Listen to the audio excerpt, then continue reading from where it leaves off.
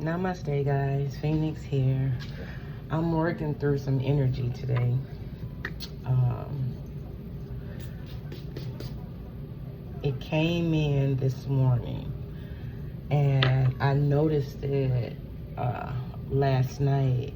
I kind of went to bed unusually early last night. I guess my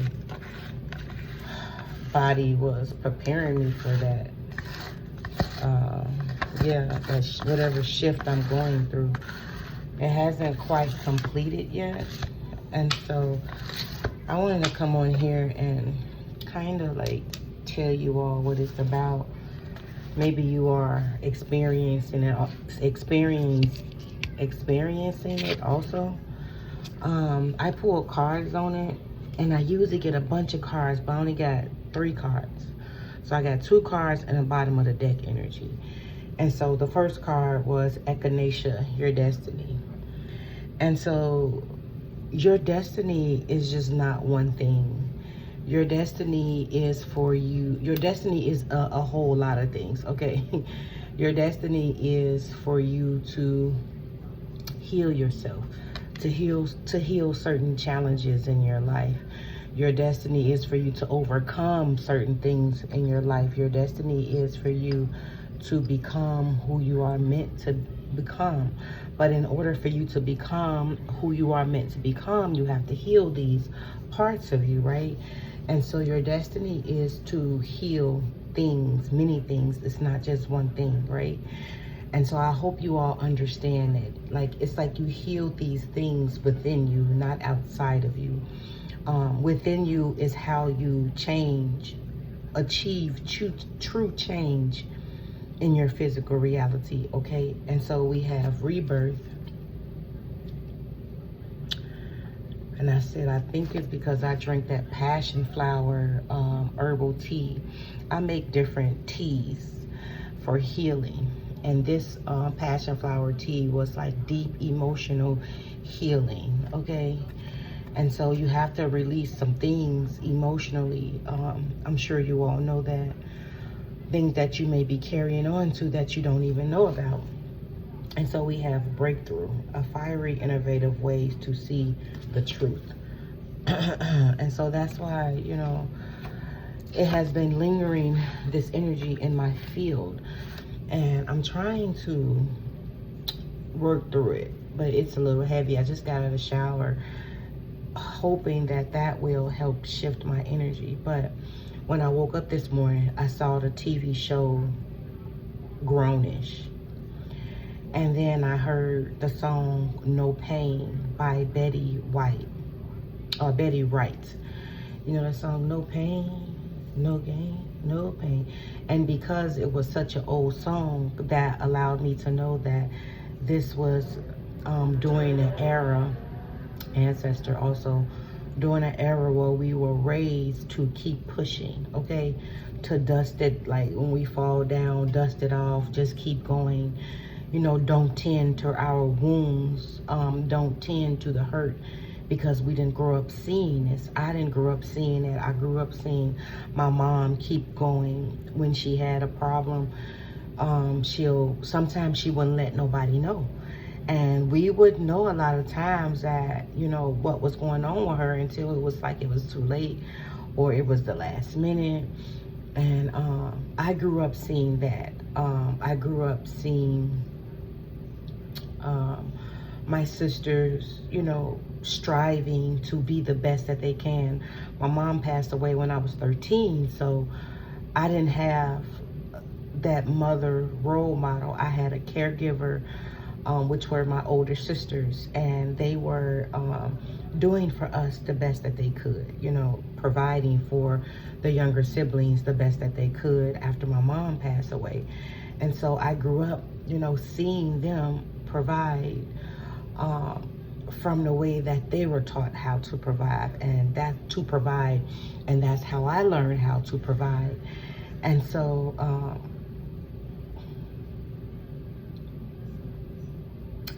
what I got from that was that's the wounded young adult, okay? The young adult who went out into this world not being prepared. the young adult who went out to this world making mistakes and not fully understanding the reason to their whys. Why was I doing this? Why was I dating this person? Why was I buying this? Why was I hanging out with this person? Sorry, I had to answer the door. And so, you know, that young adult who was out in this world, because on the TV series Grownish, you know, she's just starting college. She's trying to find her way through the world, right? But how Spirit showed me was that what resides inside of us is that scared, wounded child, that version of us that never gotten a chance to fully be loved, to fully be understood, to fully be catered to fully be provided for, right? And it's just now because our bodies develop, because our age is higher now, we are to step into this role of being the adult when actually we're really not ready. And so I was crying, like the energy washed over me. Oh my goodness, because I remember my mom passed away when I was 13. And so I got my own place at the age of 19. I moved on South Shore Drive. I was 19 years old. And it was, I remember when I was crying walking down the street because I didn't like where I was living at. And so I was crying. There was always shootings and things going on. I remember crying, like begging to God, like, please help me. And then I wound up finding another job within like a few months, and this allowed me to pay my bills by myself to where I was able to get me a place. And yeah, I made a lot of mistakes at that age. I did a lot of things because I saw other people doing them, and I thought that was what I needed to do. And so it's like that inner version of me, that young version of me was just, this morning, it was just like, it's okay, you don't have it all figured out. It's okay, you have financial problems because of the mistakes that you made in the past. It's okay. It was just like, it's okay, it's okay. Spirit was telling me that. And so I believe that I didn't just weep for me, I weep for my ancestors who had to go out and do it, and to go out and get it when they really wasn't ready to go out and do that. You know, those kids who got to get pushed out of the nest because they're a certain age. You know, the ones that come from families to where it's like, okay, now it's time for you to be the adult when the matriarch or the patriarch of the family pass away. And so I wept for that. I cried for that energy for almost an hour and a half. And my son, he was just like, you okay? And I said, yeah. And I had to explain to him, you know, what was happening to me. It was a lot. And so I was kind of laying on the couch just trying to decide, like, what was I going to do today? Was I going to still stay in that energy, or was I going to get up, get in the shower and just, you know, move this energy around through me, because it's really emotionally heavy. And so what I understand is that one of my ancestors, my spirit of emotions, is here with me right now, and it's helping me move past the energy of trying to have it all figured out, trying to feel like I know the next steps to make. The energy of, even if I develop shame and regret from my past decisions, even if I have developed shame from owing, you know, certain financial institutions, because at the time, you know, I felt like I was secure enough to handle it, but then life stepped in and then I wasn't able to handle it. And so I believe they're trading with me, but they want me to see the energy, to see the emotion and how it has been playing out in my life. and even with the people around me, like the dynamics of the people around me. And so it has just been revealing that to me. And so it has been really, even with like money, money dynamics, I've never had a problem with getting money. I've always been an abundant, successful person in my life. And so now I'm on a single, I'm on a 1 month income right now. And so it's just like me, you know, not going with money for like, what, 28 days, and, you know, wanting to do things, wanting to go out and things like that. And then that energy of like, man, I can't do this because I don't have this. I can't do that because I don't have that. And it's just like, even when I even like will ask somebody, like when I run out of something before I get paid again, I will ask somebody for something. I'm a disabled veteran, and so I get those benefits once a month. And so I'll ask somebody for some help, and then I will end up owing them some money. And when I get paid, I'll be out 11:11 on my timer. I always pay it back. But it's just, it was an energy. I didn't want to ask them. I felt so like, oh my God, you know, I went to the military. I had this job with the city. I worked with the government. I worked this, you know, with the state. Like, why am I here right now? And so I have been asking myself that, like, man, like, why do I create my courses? Why do I offer these mediumship classes? Like, why am I doing all this stuff? Am I doing it because I'm trying to have my pockets fed until I get paid again, or am I honestly doing it for the money? And yes, I've always done it to help people. I've always will go out into this world and help people. And then that pinpointed to me when I get large lump sums of money, because I'm the type of, the way my birth chart is set up, I come into large lump sums of money. But what do I do with that money? I people please with that money. I give it away to people. I want to have nice parties. I want to make other people happy.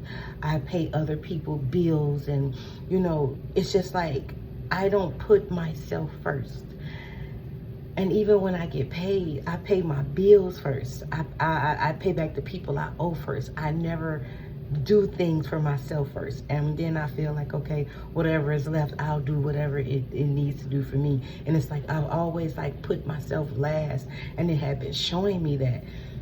And I just was like, and I seen the maternal women in my ancestor lineage, you know, experience that. I always tell y'all, I have no shame. I come on here and I heal things real time, because this is a real thing, you know, we all go through. And I'm not on here to get any views or any likes. I'm on here to help people heal real things, real issues that maybe you don't want to share with psychologists. Maybe you don't want to tell your friends you are suffering this way. I know I am the type of person to where I keep things to myself. Nobody knows that I'm going through this thing. 1333 on my timer. Just one sister know that I talk to often. She knows about the healing that I do. She's seen me crying, trying to release some energy, because it had a strong energetic cord to me. And then it brought back the time where my son passed away, and when I got into those stages of that weeping to where I wanted to be held, I had a boyfriend in my life, and he tried to leave out the house while I was crying instead of coming to console me. And I wound up leaving him right after that. Like, I just left, because you can't even support me on my worst. Like, but it's just crazy. And so it showed me that, like, how I come to the aid for so many people because of that wounded energy, that people pleasing, you know, I got it, I'll take care of it type energy. And so, man, it had me like, really, this energy put me on my ass to where I went to bed last night like around 10 o'clock. I don't never go to bed that early. Like I said, that passion flower herb is also a sleep a sleep aid. It also helps reprogram your hippocampus, and the hippocampus is responsible for taking short-term memories and turning them into long-term memories depending on the feeling you have with it, right? And so I had no idea I was still holding on to this, but because, like I said, it's time for me to heal that. It really put me on my ass, and I woke up, I think I woke up at like 1:22 to go use the bathroom, and I went and laid back down, and then I woke up at like around 7:30, and I was just like, wow, like, and then as soon as I got up out the bed, I started hearing this Betty White song, Betty Wright, no pain, no pain, no gain. And then honestly, at first, I was just like, wow, you know, it made sense, because a lot of times we go through these spiritual awakenings, these spiritual experiences. You know, they say diamonds are formed under pressure. A lot of my spiritual abilities has been revealed to me due to the pain that I have went through, due to the hurt that I had suffered. And just even recently, this last gift I want to talk to you all about that has been revealed to me, I went through the pain for it. Like a lot of you, yes, we are forged in fire, right? And so at first I was just like, okay, this makes sense, because it is trying to, you know, reveal something to me. And I was just like, oh my God, like, and then it showed me the girl, Yara Shahidi. They showed her picture in my mind's eye. And I was like, I wonder why am I seeing that? And I go in the bathroom to brush my teeth, wash my face, and I instantly got hit. And I was just like, oh my God, like, please God, like, it's Friday. Like, I don't do nothing on Fridays, no way. But I understood that I was being asked to open myself up to deeper parts of love, to the version of me that don't have it figured out, to the version of me who tries to keep strong in a society that says you're supposed to be a certain way, to the version of me that says I should be in a better space than I am, to the version of me that compares itself to someone else's life. And so I was just like, man, that shit, it shook me, but it also gave me a sense of a stronger foundation within myself.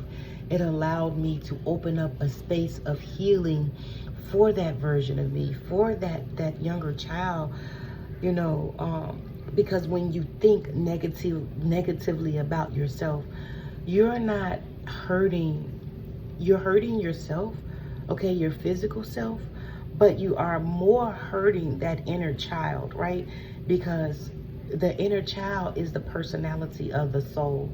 Okay, your ego is the personality of what was built up to protect the personality of the soul, which is the inner child. Okay, so your ego is the protection that has built up according to the inner child's views about reality, right?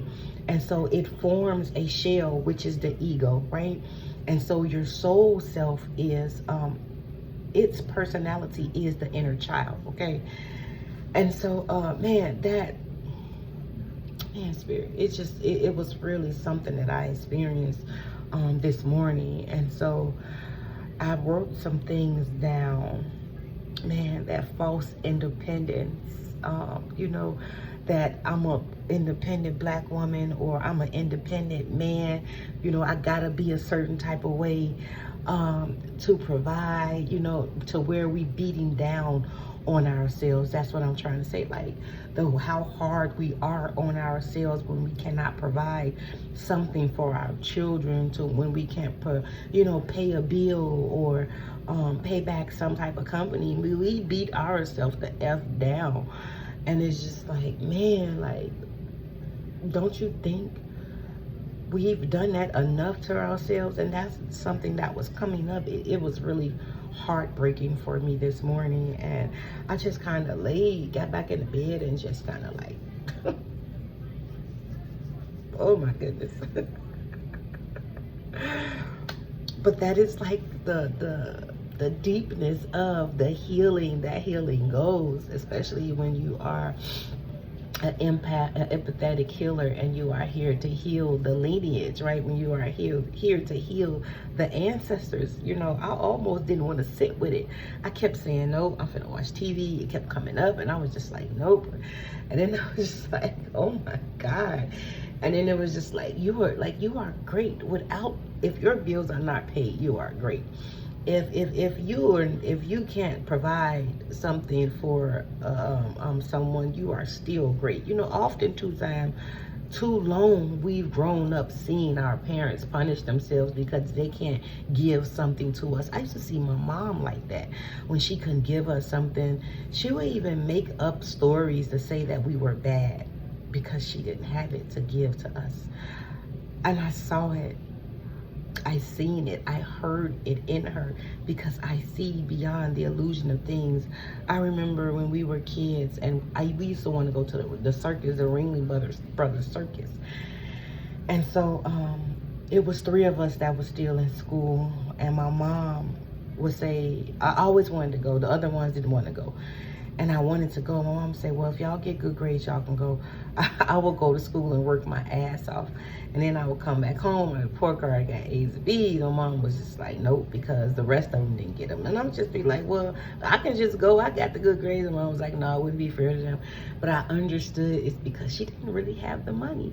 And I had been seeing cardinals all day. That's how I knew my mom was around me, because when I was a little kid, she used to point out cardinals to me when I got hit by a car when I was 12. And we used to go back and forth to physical therapy, go back and forth to the hospitals. And so, man, that's so crazy, because the girl that knocked at my door, she had on the Holy Cross. And the hospital that I would go to was the Holy Cross. That's how it was called, Holy Cross Hospital. That's how I knew my mom lived around me. That's so crazy.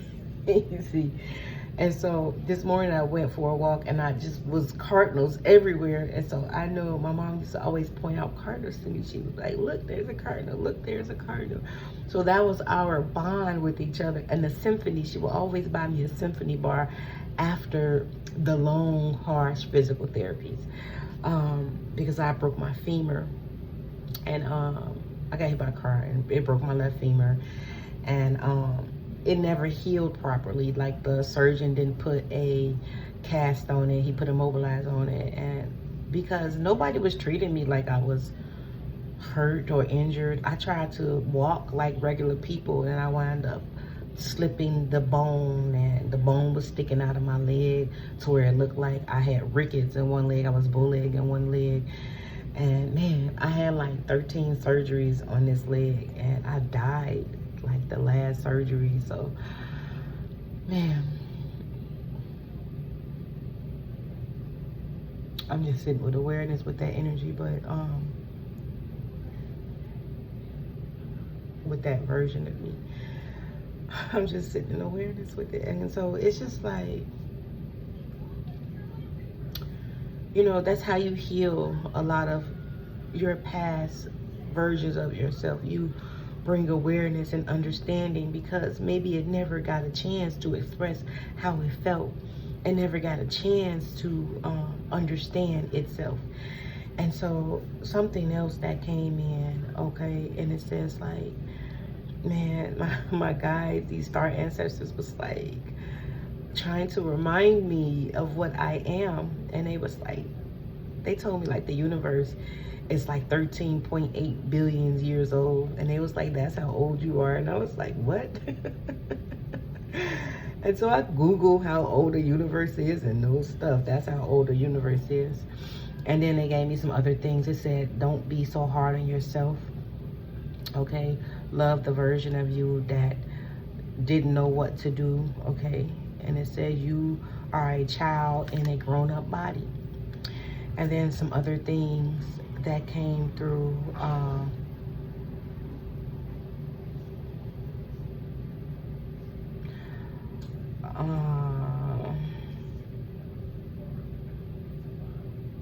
Man, and this was something deep. It says the version of you, okay. It says your failures born. I don't know. I'm sorry. I was just writing while I was channeling. And it was like, okay, what's beneath all of it, okay, was false independence, right? And then it said your destiny is not just one thing. Your gifts, your grief, your gifts birth from your grief, okay? Your failures, fortunes born, your failures born from freedom, okay? And then it says the people you touch is like, that is your destiny. Like, even when I'm telling you this story, you know, maybe I might touch somebody. That's why I share it, right?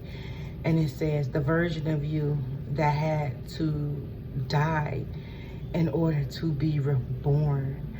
And I wasn't even looking at these cards. I was sitting on the couch in a stump just writing this, okay? And it says, so you can carry, it said you carry medicine without even trying, like the plants and the trees. And then they brought up the passion flower. Like, the passion flower does what it does. It brings passion, compassion to those versions of you that tries to do things because that's what it was taught how to do, right? And it says you are meant to forge your soul's way. Your path is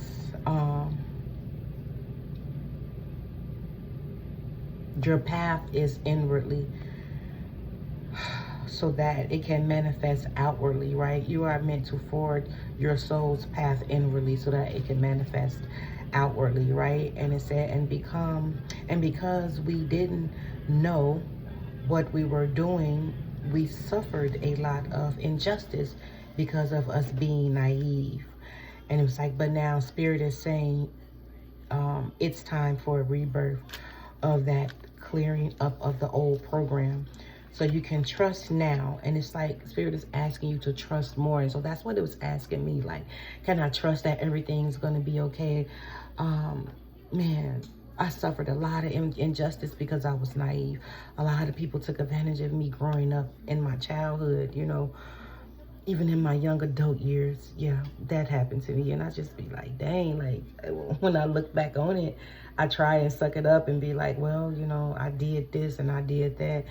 And then, you know, try to just, you know, keep going, right? And so it's just, Spirit was like, man, like, that's not going to happen anymore, because you can see things for what they truly are, right? And it said you were never meant to have it all together. You were never meant to have it all figured out. And I just thought that was amazing, because, man, it's hard trying to have it all figured out, okay? And so that was the message. 2828 on my timer. I'm going to talk to you all about a new psychic ability where, well, it's not really new to me. It's something that I've had my whole entire life, but it has always been there. But it's often hidden because of being gaslit. Because, you know, the world don't want you to know the truth. And so I'm going to talk to you all about that in this next video. Bye.